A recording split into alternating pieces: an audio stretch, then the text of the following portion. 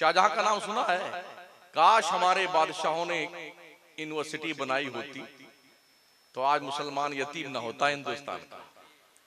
हाँ, एक साहब अपनी बेगम की याद में ताजमहल बना रहे थे, कोई लाल किला बना रहा था दिल्ली वाला, कोई कुतुब मीनार सजा रहा था, कोई आगरा का रेड फोर्ट बना रहा था, कोई फतेहपुर सिकरी का किला बना रहा था।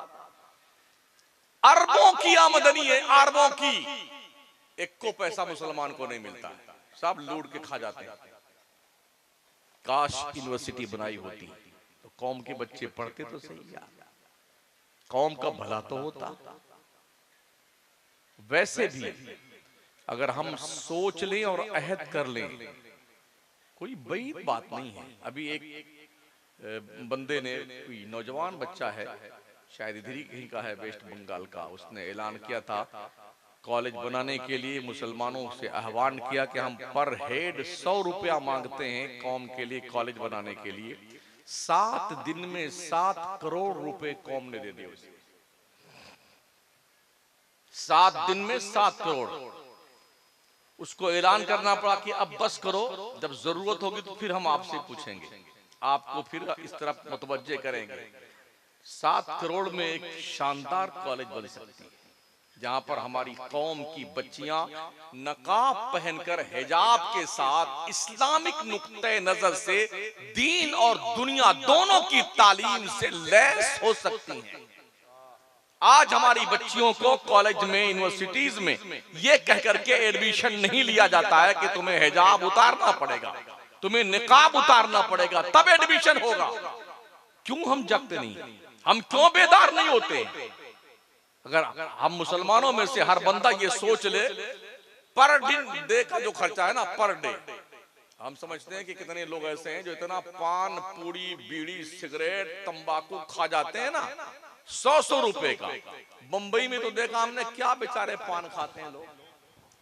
नारे तकबीर, खड़े हो जाए आप हज़रात। पीर तरीक़त शहज़ादे शम्स मिल्लत हुजूर अमीन मिल्लत तशरीफ ला रहे हैं। नारे तकबीर, नारे रिसालत शहज़ादे हुजूर शम्स मिल्लत पीर तरीक़त हुजूर अमीन मिल्लत।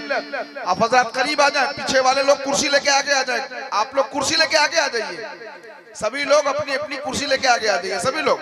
नारे तकबीर, नारे रिसालत हुजूर अमीन मिल्लत।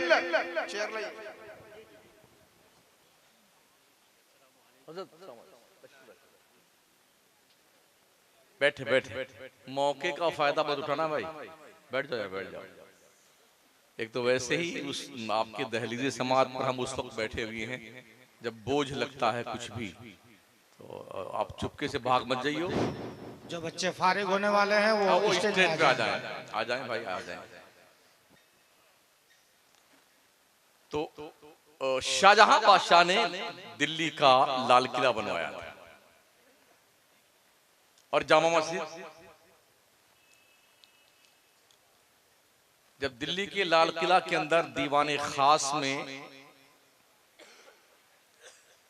तख्ते ताउस बनाने की बारी आई, उस जमाने में 17 करोड़ रुपए लगे थे तख्ते ताउस के बनाने में।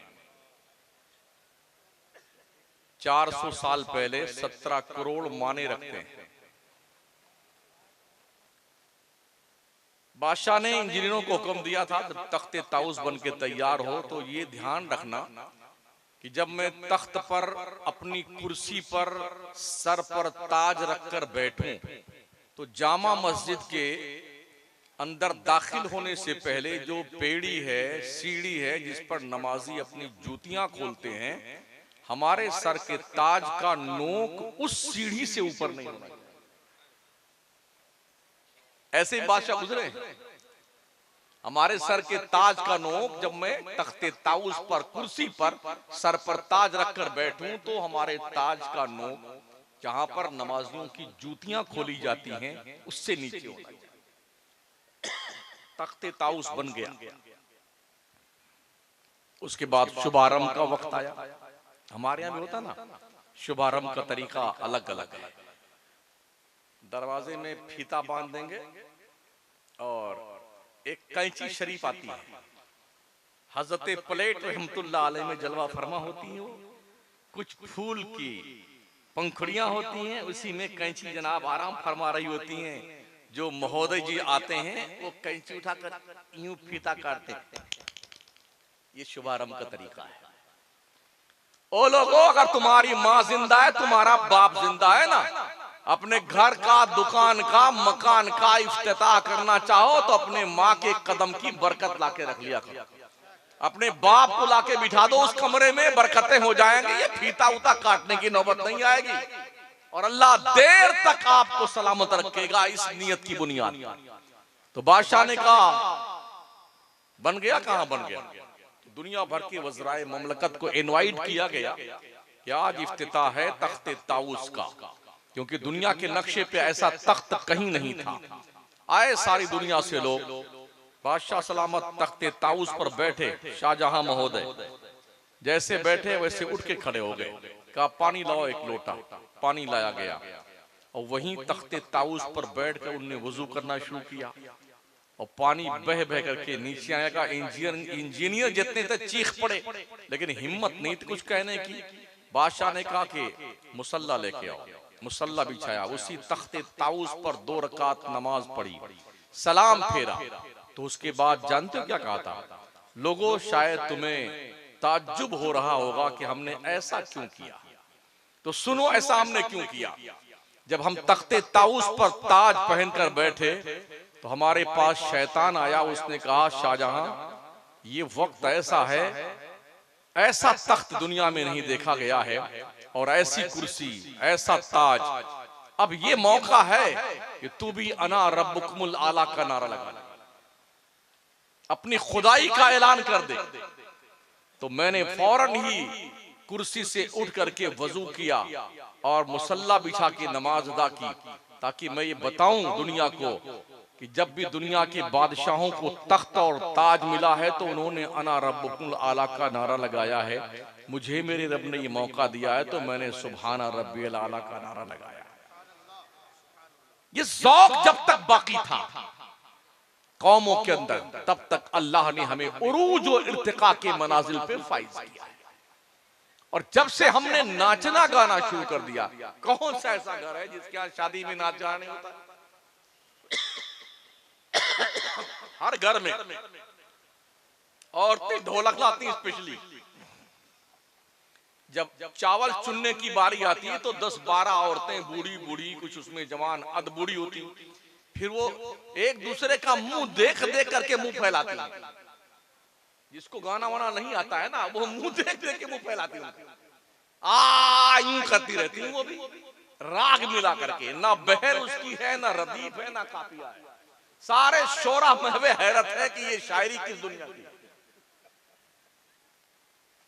अभी एक दिन हम जयपुर रेलवे स्टेशन पे थे तो एक ट्रेन हमारे देश में चलाई गई है तीर्थ यात्रा करने के लिए, गैर मुस्लिम बिरादरी के लोगों के लिए, ताकि जहां जहां बड़े बड़े मंदिर हैं उनकी जो है उनका भ्रमण किया जाए, वहां लोग जाके दर्शन करें। तो कुछ देर थी ट्रेन के छूटने में, तो पूरा प्लेटफार्म खचाखच भरा हुआ था। हम भी अपने ट्रेन के इंतजार में थे। तो बस वो जो बूढ़ियां थी उन्होंने शुरू किया, कहा लाओ कुछ करते हैं। तब वो लगी आ करके, जो वहां आसपास बैठी हुई थी वो उसका मुंह देके उतना ही मुंह फैला रही जितना वो फैलाती थी डिजाइन में।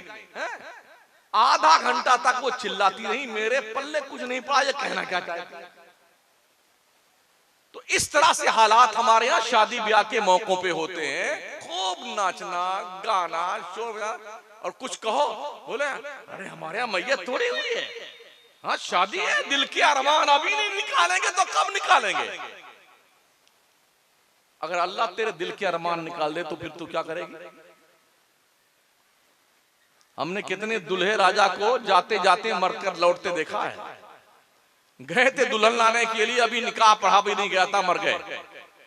और कितने दूल्हे राजा को देखा हमने, 2 बेगम साहब को लेके आ रहे थे हुजरे, और उसी में पहुंचने से पहले कब्र की गोद में पहुंच गए। निकला अरमान। हमारे राजस्थान में से सवाई माधोपुर एक शहर है, वहां से 12 सूरत जा रही थी हमारे बिरादराने वतन की। बस भरी हुई चंबल की नदी पार कर गई कोटा के साइड में। अब्बा हुजूर उसमें थे और बेटा शहजादा वो बढ़िया वाली गाड़ी में पीछे बैठ आ रहा था अपने दोस्तों के साथ में। चंबल की नदी आई तो कार ने छलांग लगा दिया उसको गुस्ल फरमाने के लिए। हाँ, दूल्हा समेत कूद गई चंबल नदी। बाद में मालूम पड़ा फोन किया गया तो 50 किलोमीटर अब्बा हुजूर दूर जा चुके। क्या हुआ? वापस चले आइए, अब अर्थी लेके जाना है। ये निजाम कुदरत है। अल्लाह कुछ दौलत दे दे तो पगला मत जाया करो। ये टंकी तुम्हारी टनाटन ओवरलोड ना हो जाए, दिमाग की नसें और चूल्हे ना हिल जाए। अल्लाह का शुक्र मनाओ, एहसान मानो और इसमें गरीबों का हक, यतीमों का हक, बेवाओं का हक, मदरसों का हक, मस्जिदों का हक निकाला करो ताकि अल्लाह तुम्हें और ज्यादा नेमतें अता फरमाए। अल्लाह फरमाता लइन शकरतुम लअज़ीदन्नकुम व लइन कफरतुम इन्न अज़ाबी लशदीद। अगर तुमने मेरी नेमत का शुक्रिया अदा किया हम तुम्हें और ज्यादा नेमतें अता फरमाएंगे। अगर तुमने कुफराने नेमत किया तो सुन लो मेरा अजाब बहुत सख्त है। इन्न बत्शा रब्बिका लशदीद, बेशक तेरे रब की पकड़ बहुत सख्त है।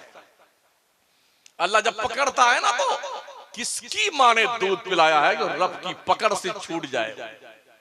बहुत बुलंद फिजा में तेरी पतंग सही, मगर ये सोच भी ले डोर किसके हाथ में है।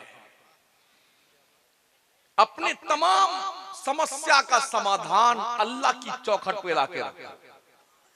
कोई मुश्किल आए, कोई परेशानी आए, रब की दहलीज पे आ रहा है।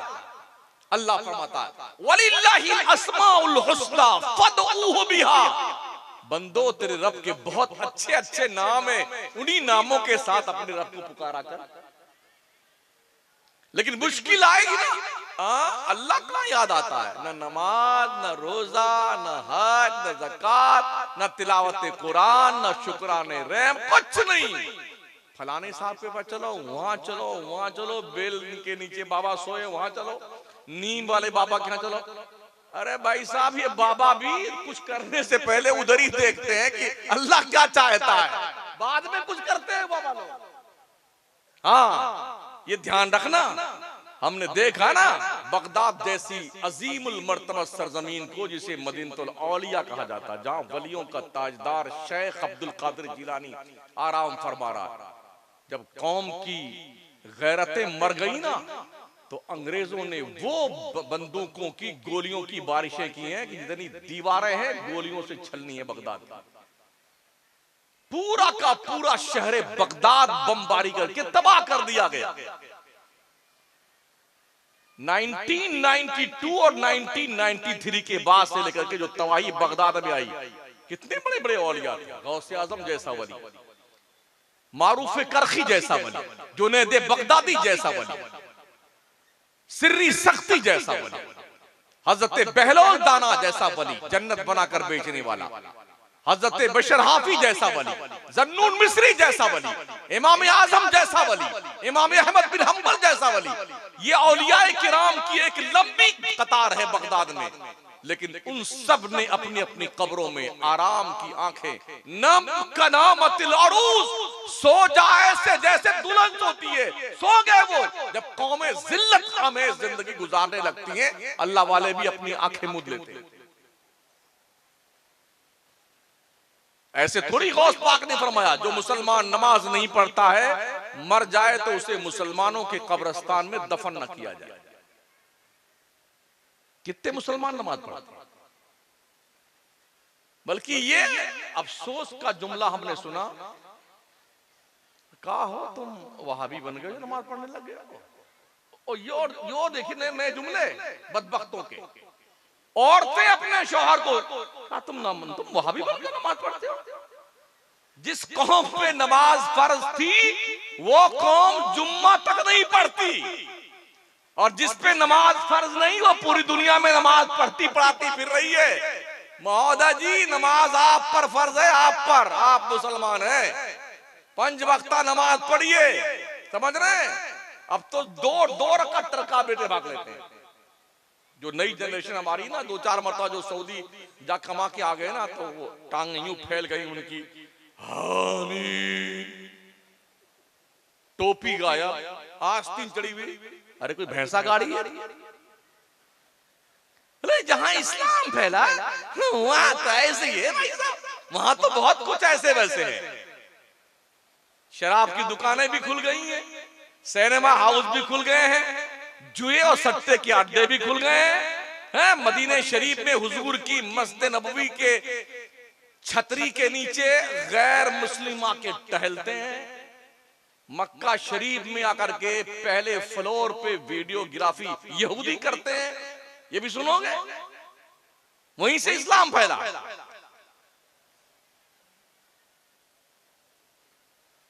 अल्लाह का शुक्र एहसान है, हिंदुस्तान की सरजमीन चूंकि वलियों की सरजमीन है, इन्होंने जो कुर्बानियां दी ना, वलियों ने जो दीन का काम किया है, जो दीनदारी हमारे हिंदुस्तान में है, इल्ला माशाअल्लाह दुनिया किसी इलाके में नहीं देखा।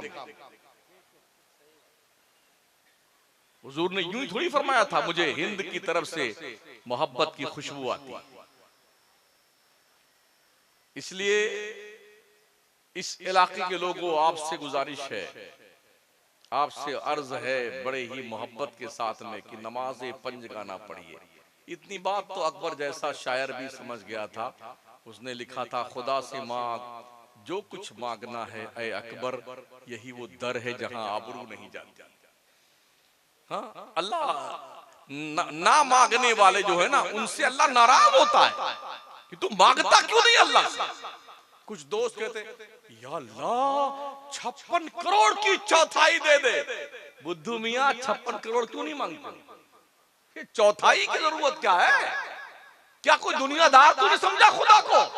वो बादशाह आजम है, उसके खजाने में कोई कमी नहीं। मांगना है तो दिल खोल के मांगना यार, वो देता तो बहुत खुश होता देने के बाद। ये चौथाई और तिहाई मांगने की जरूरत क्या है अल्लाह से?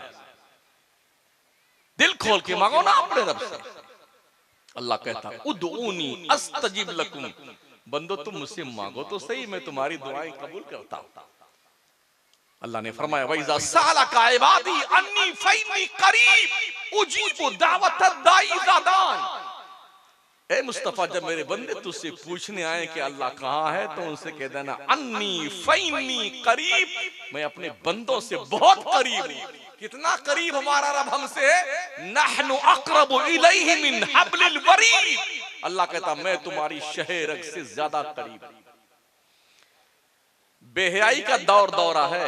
वेस्टर्न कल्चर की बुनियाद पर हमारा पूरा मुल्क भारत का इंसान ना हिंदू हिंदू रहा, ना मुसलमान मुसलमान रहा, सब नंगे धुलंगे बन गए। सब बेगैरती के दहलीज पे बाज़ाब्ता तौर पे कष्टोले गदाई लेके बैठे मंगते बन गए। फटे फटे कपड़े पहनना, मादर पिदर आजाद रहना, बड़ों के इज्जत खत्म, छोटों से प्यार खत्म, इंसानियत के जनाजे निकल गए।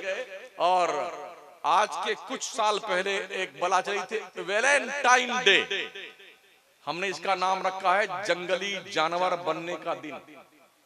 नाम ठीक है? हाँ, जंगली जानवर बनने का दिन, जिसको कहते हैं वैलेंटाइन डे। उसके बाद क्या आया? Me too. जानते हैं मी टू किसे कहते हैं? जब इसके हालात हमने देखे, पढ़े, जानकारी ली तो मालूम ही होगा। इसका मतलब ये होता है जिस औरत ने, जिस मर्द ने जब से होश संभाला है तब से लेके अब तक क्या क्या जुर्म किया है, कितनी बार जिना किया है, कितनी बार शराब पिए, डकैती कितनी बार की, वो सब बताओ कि मैंने ये किया है। एक दौर ये चला है हमारे इसी मुल्क में। तीसरा दौर चला माई लाइफ माई चॉइस, मेरी जिंदगी मेरी पसंद मेरी मर्जी। मतलब ये कि हम जो चाहें सो करें, ना बाप हमें रोक सकता है, ना भाई हमें रोक सकता है, ना मुआशरा हमें रोक सकता है। अब इसको आप क्या नाम देंगे? ये कहां से आया? ये वेस्टर्न कल्चर है, जहां माँ और बाप अपने बच्चों को डांट तक नहीं सकते। अगर डांट दें और बच्चे पुलिस को इंफॉर्मेशन कर दें तो माँ बाप को या तो जुर्माना देना पड़ेगा या जेल की सलाखों के पीछे जाना पड़ेगा। ये वेस्टर्न कल्चर का कानून है। जहां पर लड़कियां बालिग हो जाए तो माँ बाप अपनी बच्चियों को घर से बाहर निकाल देते, जाओ और अपना शौहर ढूंढ लो, अपना बॉयफ्रेंड ढूंढ लो और जिंदगी गुजारो। इस जंगली कानून को हमारा देश भी एक्सेप्ट करता जा रहा है। ये वेस्टर्न कल्चर, हमारे मुल्क का ये दस्तूर नहीं था। हर माँ बाप, हिंदू मुसलमान कोई भी हो, अपने बच्चों का भला सोच करके मुस्तकबिल को रोशनो ताबनाक बनाने के लिए अपने तजर्बे की बुनियाद पर लड़कियों का रिश्ता ढूंढा जाता है, लड़कों का रिश्ता ढूंढा जाता है, ताकि अपने तजर्बे की बुनियाद पर ठोंक बजा करके रिश्ता किया जाता है, ये जिंदगी खैरियत से गुजरे। ना तजर्बाकारी की बुनियाद पर हालात इतने खराब हुए। एक तो ये कि कैरियर बनाने के धुन ने वो भूत सवार किया है। 35-35 साल, 40-40 साल तक कैरियर बनाते रहते हैं लड़के और लड़कियां, जो शादी की उम्र से आधा पार कर जाते हैं। 20 साल की उम्र लगभग शादी की होती, जो हमारे मुल्क में कानूनी एतबार से है। लेकिन जब वो 20 साल और तजावुज कर जाते हैं ना, तो अब वो अरे कोई रिश्ता बताइए ना हजरत इमाम साहब, कोई पलीता दे दीजिए पीर साहब, हजरत कोई ताबीज दे दें, कोई रिश्ता नहीं आता। तो अब जो 40 साल की बेगम आपकी बेटी शहजादी हो गई भाई साहब, कौन रिश्ता देगा आपको? नतीजा क्या होता पता है आपको? बाईपास रास्ते से जरायम का बाज़ाब्ता तौर पर दरवाजा खुलता है। नफसानी ख्वाहिशात की तकमील के लिए बचता सिर्फ वो है जिसको अल्लाह का खौफ होता है, वरना हमने देखा है ऐसे लोगों की कसरत देखी है जो जाकर के बाजारे हुस्न में अपने इज्जत व आबरू को बेच करके अपने ख्वाहिशात नफ्स की तकमील करती हैं, औरतें भी और मर्द भी। ये कहां की देन? वेस्टर्न कल्चर है। इन मदरसों को जिंदा रखो जहां इंसानियत सिखाई जाती है।